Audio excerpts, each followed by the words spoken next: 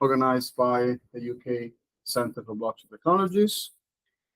These start for our first seminar. We are hosted by very grateful to UCL for having us. And our first, so my name is Francesco Piangelo. I'm the Deputy Director of the UK Centre for Blockchain Technologies. I'm an Assistant Professor of Finance at the University of Birmingham. And today we're gonna hear more about a topic which is certainly very much hot at the moment, which is decentralized finance. So in particular, we're gonna look at how automated market making work within the context of the XRPL ledger. So we have our speaker today is Vito Tumas, which is a software engineer at Ripple. And Vito did his PhD at the University of Luxembourg on XRPL. So I guess if you have any questions regarding XRPL and automated market makers, that for sure Vito is the right. Thank you very much for introduction, and thank you for having me. Okay, so I'm Vito, and before I kick off, just a raise of hands for my own edification. How many of you know XRP Ledger as a blockchain? Ooh, great, that's awesome. So I don't need to go into too many details of what it is and how it works. So briefly, technical difficulties already. There we go. So very briefly, what is the purpose? How did the XRP Ledger came to being? So kind of at the beginning of 2011, 2012, the co-founders of XRP Ledger, they were working on Bitcoin. And what they saw is that, well, the blockchain is highly inefficient and ineffective for transferring value. Because as you all may know, Bitcoin is using proof of work consensus algorithm, and the consensus algorithm is just burning resources for the sake of burning resources. So they got together and designed XRP Ledger, which works. The consensus mechanism is completely different from Bitcoin.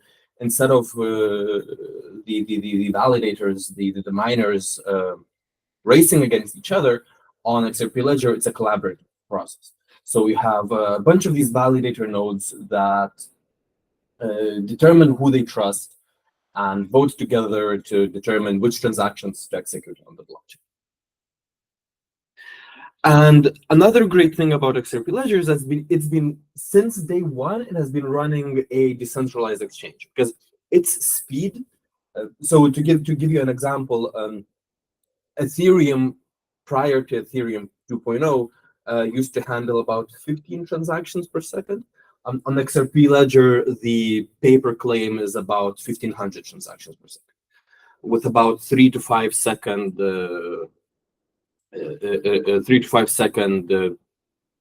delay to release the block. Now, a very quick point. So there are kind of three variables in the whole XRP Ledger ecosystem. So there's the XRP Ledger, the blockchain. You have the XRP, which is the native currency of the XRP Ledger, and finally you have Ripple, which is the company that is working with and on the blockchain. So all of these things are very, very distinct and unique. And I'm hoping for for the day when blockchain is called XRP Ledger, not the Ripple Ledger. So diving into what is a decentralized exchange? So in essence, it's a platform that allows users to exchange assets without intermediaries. So for example, if Francesco has dollars and I have XRP and we want to exchange these assets, Francesco will put a trade on XRP Ledger saying, hey, I'm selling this, and then I can go to the exchange and buy it directly from him without a bank, without any central authority, without any other unnecessary steps. And decentralized exchanges can be categorized at a high level in two ways, based on how the price is determined.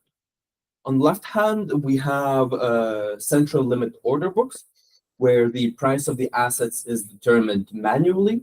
So the user comes, they say, I'm selling 10 XRP for $20. This is my offer. This is what I want. And on the other hand, we have automated market makers that use mathematics to determine the price of the assets algorithmically. And then the way this price is determined follows a supply and demand laws.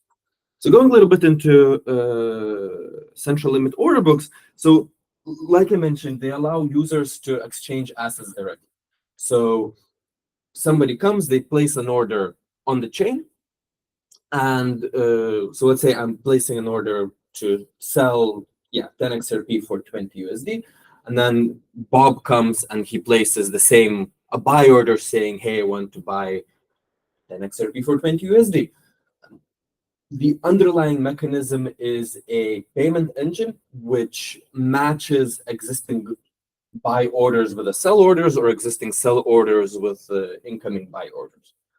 And if an order is matched, it is consumed, and whatever is not consumed is placed back into the order. And this is factually wrong. This should not be here. Don't look at it. On the other hand, we have automated market makers. And what automated market makers are, in essence, it's a pool of two assets. So let's say I have the same 10 XRP and 20 USD, and instead of putting it into an exchange as a sell or a buy order, I'm putting this liquidity into a pool, and then I enable other users to trade with these assets. And my incentive is that every time a trade happens, a pool charges some kind of a fee that is based on the trade volume. These fees accumulate into the pool, and then when I want to withdraw the liquidity from the pool, I can take whatever I put into the pool plus the accumulated fees. And the magic of this is that the exchange rate, like I mentioned, is determined mathematically. And I'll go into the mathematics a little bit further on. So what is if we put them into a boxing ring, how do they fare? So order books are great because they do not have, or XRP Ledger, they do not have trading fees, and they're really good for high volume trades. Because if I'm selling 10 million XRP for 10 million USD, the price is constant in a sense that for 10 million XRP, I'll pay 10 million USD, and for 1 XRP, I'll pay 1 USD. The problem is that it requires complex market making. So external users have to continuously create buy orders and create sell orders to maintain the price of the asset manually. And on top of that, if the asset is unpopular, meaning that people are not trading it very often, if you place a buy order, it might take days, months, to years until that offer gets fulfilled or it gets canceled. The other downside, and this downside is for both order books and AMMs, it is possible to do something called front running. In essence, it is a way to extract some of the liquidity, some of assets from the trader without the trader really wanting that to happen. Okay, on the other hand, we have automated market making. It is really good for unpopular assets because the liquidity provider puts these assets, and then whoever wants to trade, they can trade these unpopular assets. And like I mentioned previously, these trades generate a configurable yield to the liquidity provider. And at least in my opinion, the most attractive thing for me is that automated market makers allow for very simple, very elegant liquidity provision. Just one transaction, put liquidity in, second transaction, put liquidity out, take liquidity out. But it comes with a couple of serious cons. So first is a concept of impermanence loss. We'll get to some of the technical details around that later, but in essence, it's a situation where the liquidity provider takes out fewer assets than they originally placed in. The second major con is that there's a concept of slippage, where in essence, in theory, I'll calculate that, for 10 XRP, I should be able to get 20 USD, but when my order actually executes, for 10 XRP, I only get 15 USD. And then last but not least, AMMs are very sensitive to liquidity, meaning that if the AMM pool has very low liquidity, a single trade will be able to fluctuate the price of the asset much more than if the AMM pool is very, very deep. So these are kind of the main core differences between clubs and AMMs. And well, what we did on XRP Ledger is, well, why not have both? And so this is exactly what is done on XRP Ledger. Whenever a user is trading against the DEX, the trade can cross both automated market maker and the order book in a way that that offers the best price for the trader. Additional features that make the AMM on XRP Ledger specifically stand out is the fact that the liquidity providers can vote to set the fees themselves, and the fee can range anywhere from 0 to 1%. And the really novel thing is an auction mechanism, and I think I'll spend most time on the auction mechanism today, which in essence allows traders, in essence, if you get the slot, it allows you to trade at the discounted rate. So how's the liquidity provision? Well, the liquidity provision is fairly straightforward enterprise. In essence, the liquidity provider deposits assets at a certain predetermined exchange rate, and the exchange rate is determined at the pool creation. Of course, this can be changed. And in return, they get something called LP tokens. And LP tokens, in essence, they represent the share of the pool, of the AMM pool, that liquidity provider owns. So if the AMM pool is empty, so let's say Alice is creating a brand new AMM, she will own 100% of the pool. If the pool already has, let's say, 10 million USD and 30 million XRP, well, then she will only own 1%. Don't quote me on that. And then later on, Alice can go back in and put the LP tokens back into the pool and get whatever she put in out, plus any fees. All right. So how does actually the price is set? So the beating heart of an AMM is something called conservation function. And what the conservation function is, it says that, okay, so we have one amount of asset A and an amount of asset B, the liquidity that was placed into the pool. And no matter how we trade against this pool, so however many tokens we remove, there's a constant that has to be maintained. So in other words, if I'm trying to remove some amount of asset A, there's a certain amount of asset B I have to put into the pool to preserve this constant. And so what this allows us to do is allows an AMM to do is kind of simulate supply and demand laws, meaning that as the amount of asset in the pool is decreasing, its price is increasing. And theoretically, at least on paper, if you want to drain a pool, so if you want to have one side of the pool reach 0, the other side of the pool has to reach infinity, which of course, pragmatically in engineering terms and in economic terms, it makes no sense. but this is how the mathematics work out. And as the but what happens on XRP Ledger is that in essence the mechanism says, okay, so I have a very big order coming in, and that order will reduce the price of the asset on the AMM. And if the price on the AMM becomes much more expensive than on the order book, then some of that order will then get executed against the order book.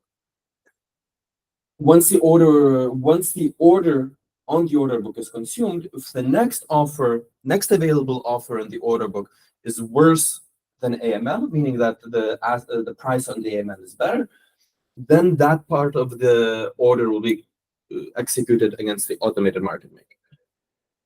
And this continues until either the entire order is consumed or there's no more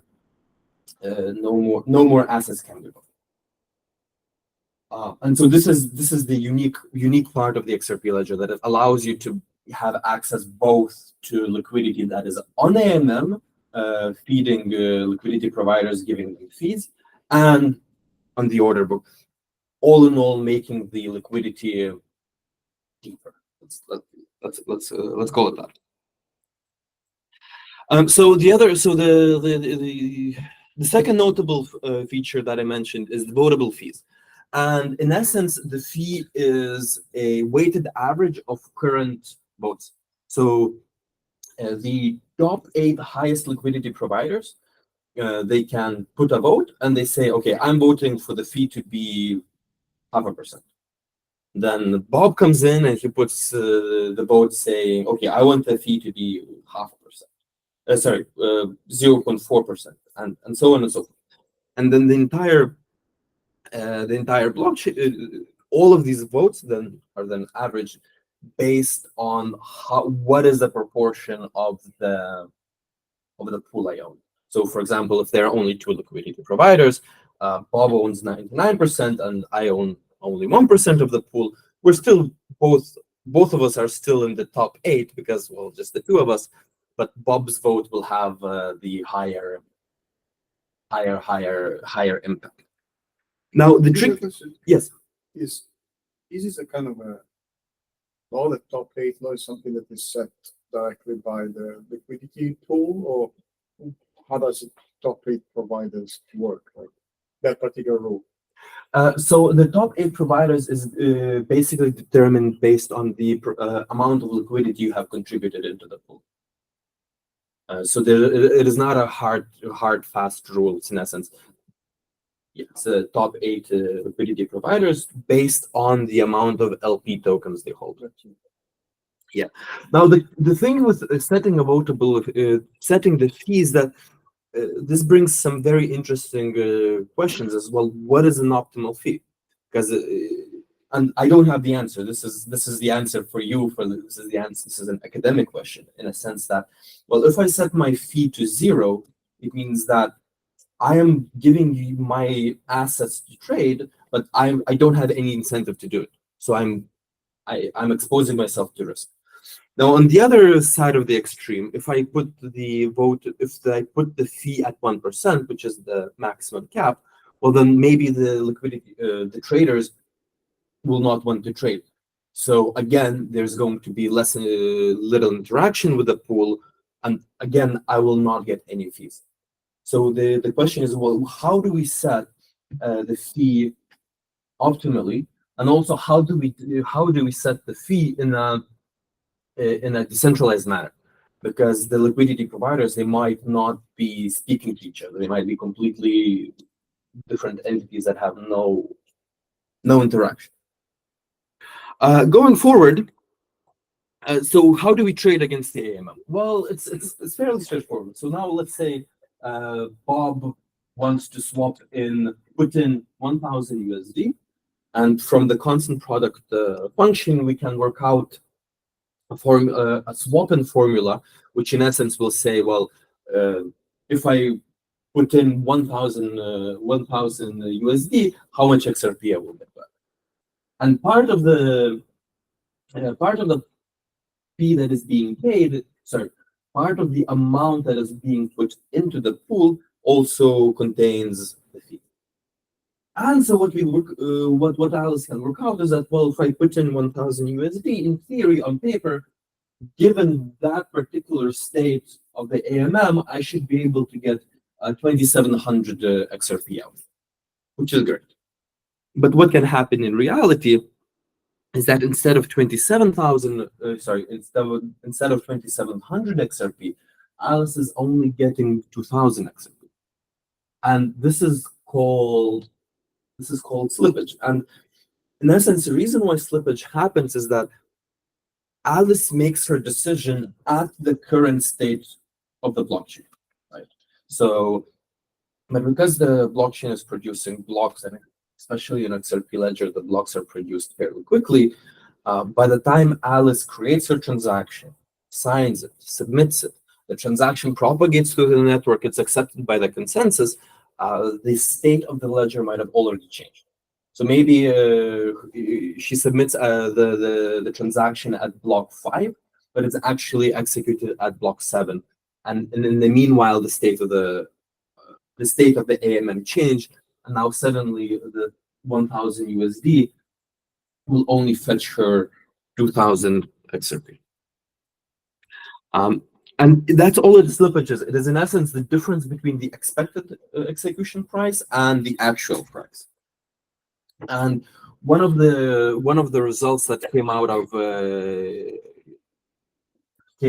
I believe the right term is UCL. Yeah, I believe that is the correct institution.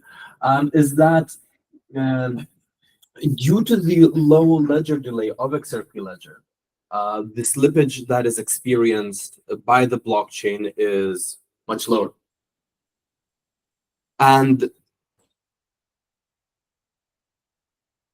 yeah, so because XRP ledger has a very fast block propagation, it experiences a lower slippage. However, another big driver of slippage is, again, the depth of the liquidity of the pool. So in a sense that, so if I have a pool of 10 XRP and 10 USD and I try to buy 5 XRP, I will move the price much more than if I do the same transaction in a pool that has 10 million XRP and 10 million USD. So high liquidity pools are very important for efficient and effective AMM operation. Now, but okay, so let's say I execute my trade and I change the balance of the pool. I change the price of the asset, meaning that in the real world, maybe 1 USD is worth half an XRP, but in the AMM, one USD is worth 1 XRP. So now there's a discrepancy between what AMM thinks is the true price and the actual true price, because the actual true price is still dictated outside of the AMM. And this brings an opportunity for special actors called arbitrageurs to bring back the AMM to bring back the price of the AMM with the actual price of the asset that is outside of the pool. And so the way they do this is they buy the asset from a centralized exchange and sell it to the AMM, or vice versa. Buy the asset from the AMM and sell it back into the centralized exchange. And having arbitrageurs is very important because they make sure that the AMM is not stale. So the AMM is always in line with the actual market value. Because if the AMM price is not in line with the actual value, well, it might be simply not economically viable to trade with the AMM. Because if I want to buy, I don't know, let's keep going with the XRP. So if I want to buy if I want to buy XRP for USD, and in reality the price is 1-to-1, but the pool is saying for one USD you'll only get 1/10 of the XRP, well, no one is going to use the AMM. So arbitrageurs, they perform a very important function for the health of the for the health of the AMMs. But the trick is, if you remember, the AMM charges a fee, plus there's a transaction fee. So the blockchain charges fees for all submitted transactions. The good thing is that on XRP Ledger, these fees are phenomenally low. That is one of the big selling points, because so in essence, a single transaction costs less than 1/10,000th of a cent. So they're cheap. But the AMM still charges a fee. So for me to, as an arbitrageur, for me to make sense to bring the AMM back into balance, whatever the funds I get out of the AMM, the profit has to be higher than whatever the fee is charged. And so until this happens, again, the AMM is not reflecting the reality, and which means that traders will not trade against the AMM, fees will not accumulate, loss, AMMs don't work. So what do we do? And this is also one of the reasons why you want eventually to set a trading fee which is not too high in the first place. Correct. If you have a higher trading fee, that the arbitrage mechanism will work less on the pool. Absolutely. Also, need to make sure you stay hydrated in this really hot weather. So the solution that is unique to XRP Ledger is a continuous 24-hour discounted trading slot. Now let's break it down a little bit. What is it? So the automated market maker is running a auction. In that auction, a liquidity provider token holder might make a bid, and there's a way to calculate the minimum bid value, and says, well, I'm bidding to get this slot. If they're providing the correct amount of tokens, they will get that slot. And when they have that slot, all of the transactions that they submit against the AMM, all the trades, they are charged 1/10 of the original trading fee. In essence, they get a discount for trading against the AMM, which means that now they can do arbitrage cheaper. Another as a secondary market, the slot holder can offer can designate up to 4 additional traders that can also trade with a discounted fee, in essence bringing opportunities for secondary markets. But what are the implications of the discounted slot? So I get that slot, and well, what happens now? So in essence, what I'm doing is I'm burning my LP tokens. So I'm saying that I'm sacrificing some of the liquidity I have now for a better trading opportunities in the future, because maybe my model of the market says that whatever funds that I burnt to get the slot, I will be able to get these funds out. And so if we look at this kind of from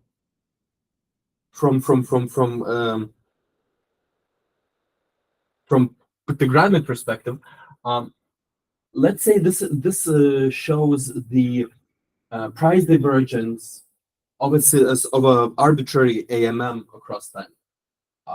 The closer to 1 it is, let's say it's cheaper to buy, and here it's cheaper to sell. And the closer the price is to the middle mark, the closer it is to the actual price. So there's no sense in trade. So the base fee of an AMM, in essence, says that whenever the price of whenever the profit I would get from the trade is within the red line, so within the fee that the AMM is charging me, there's no profit. The AMM, the discounted slot says, well, okay, so now there's this small range where me as a slot holder, I can still trade because I have a discount, but no other arbitrageurs can participate in the trade, because for them it makes no sense because their fees are too high. And then finally, we have the third band, which when the price is this high, then everybody can trade and everybody will profit, and then the competition will be most intense. And so what happens is that, and this is where, by the way, this is where the theory of the auction mechanism kicks in, is because the AMM just launched, so we don't have the actual market data yet to back up all of these claims.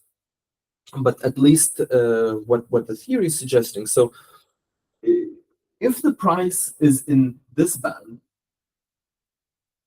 the slot holder is non-competitive. They cannot outcompete all the other traders, because the assumption is that, well, there are up to 4 slot holders, and there are far more many more non-slot holders. And the way transactions are executed on XRP Ledger is random, meaning that when the transactions are put into the ledger, there is no way for me to know where in the ledger, in the relationship with everybody else, my transaction will execute. So statistically, a non-slot holder, when the price is in the blue line, non-slot holders will win. Makes no sense for them to compete. When they have the slot, when the discrepancy is within the blue line, then only the slot holder can compete. And the idea is that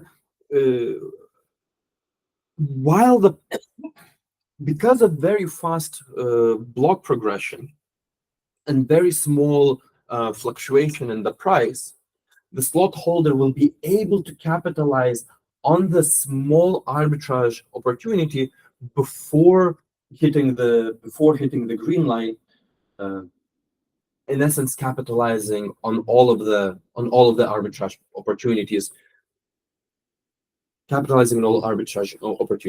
unless the market is incredibly volatile.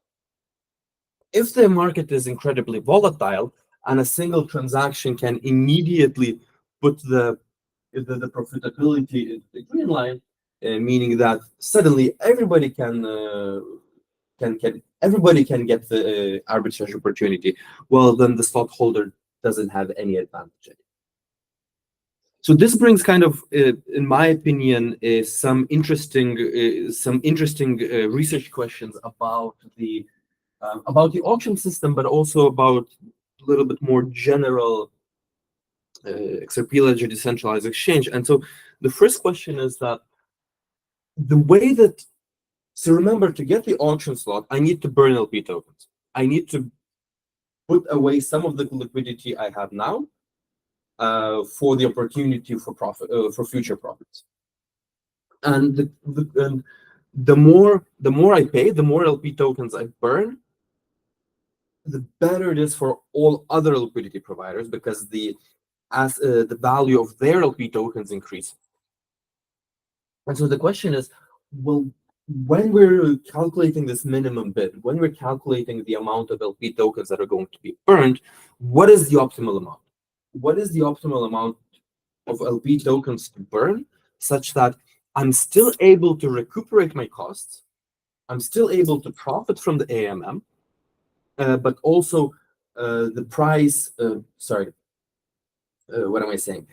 So what is the optimal amount of LP tokens to burn, so that I'm still able to recuperate, but not so much that whenever I get the slot, everyone else can easily outbid me, because it's a continuous auction system, a continuous auction mechanism. So meaning that if I have the slot, it doesn't mean I'll hold it for the full 24 hours. Someone can come and outbid me and get the slot before I can recuperate all of my costs. So when we're doing this LP token burning, again, how do we what is the optimal amount of LP tokens that should be burned? The second question is around optimal discount. So now the discount is fixed. It's 1/10 of the trading fee of the AMM pool. But if the pool is more volatile, meaning that we can go out of this profitability zone in a sense that suddenly everybody can do arbitrage, not only the slot holder. Well, we want to set a different discount to make sure that only the slot holder can profit, and vice versa. If the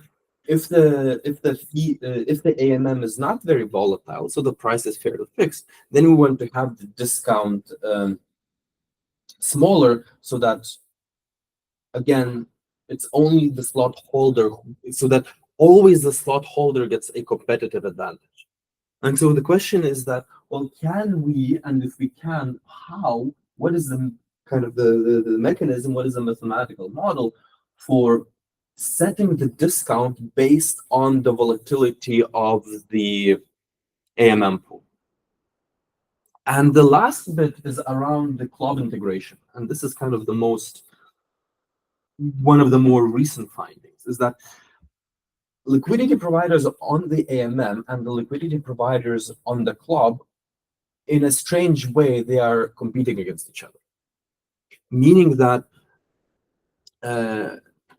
if the club is very, very cheap in comparison to the AMM, all the offers will go to the club. That means that the liquidity providers in the AMM, they're not getting any fees, and the order book is not charging fees. And then vice versa, if AMM is very good and the club is very cheap, very expensive, then it's great for the liquidity providers on the AMM, but it's not so good for the liquidity providers on the order book. And so now there's an automated mechanism that guarantees you that the price you'll get is going to be the best. And the question is that, well, is this really the best way to do it? Is it really the best thing to do for both liquidity providers and for the traders, that this integration is automated? Or is it better to have a separation between the club and the AMM and give the user control whether their order is executing against the club or the AMM? So these are kind of the questions we have at Ripple at the moment about our DEX. And this is everything I have for you for now. And I would really like to welcome all of your questions. Thank you.